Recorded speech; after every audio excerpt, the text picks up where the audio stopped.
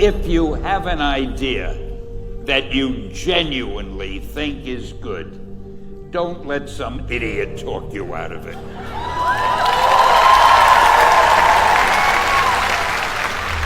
We had already done the Fantastic Four and I think maybe the X-Men, I can't remember the order, but my publisher came to me and he said, Stan, I want you to come up with another superhero.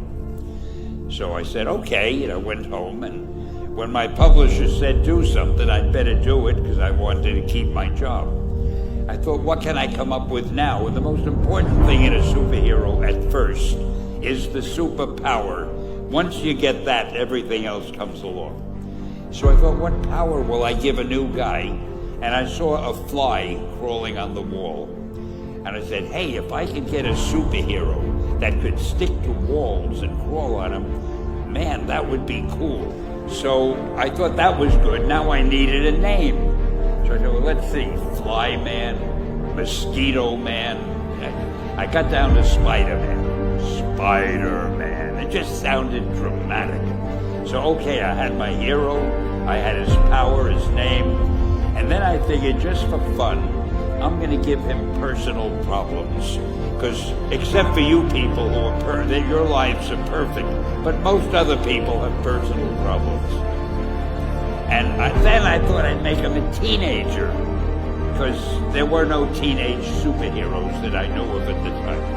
So armed with all that wonderful material, those great ideas, I ran into my publisher's office and I told him.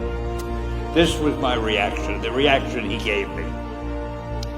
Stan, that is the worst idea I have ever heard. First of all, and he started to give me his, because he's a very logical man, very intellectual. First of all, people hate spiders, so you can't call a hero Spider-Man. You want him to be a teenager? Teenagers can only be sidekicks. And you want him to have personal problems?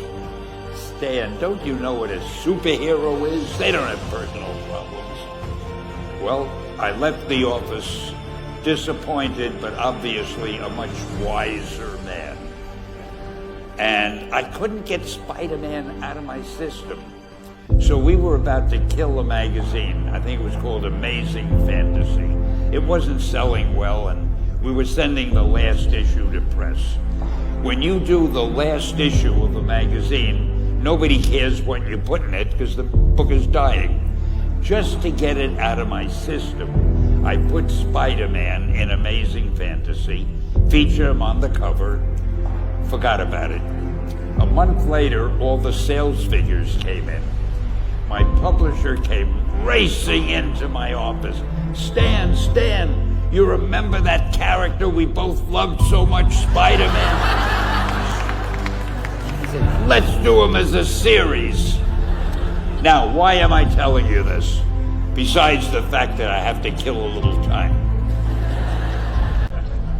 If you have an idea that you genuinely think is good, don't let some idiot talk you out of it.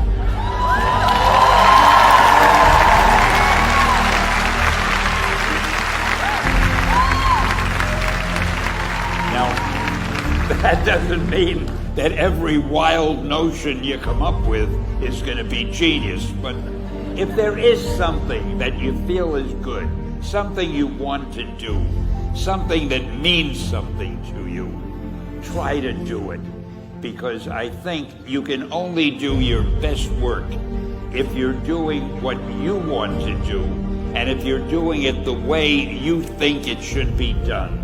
Just do your thing, do it as well as that's the important thing. Don't shirk. Whatever you do, give it your best shot. You'll be glad you did.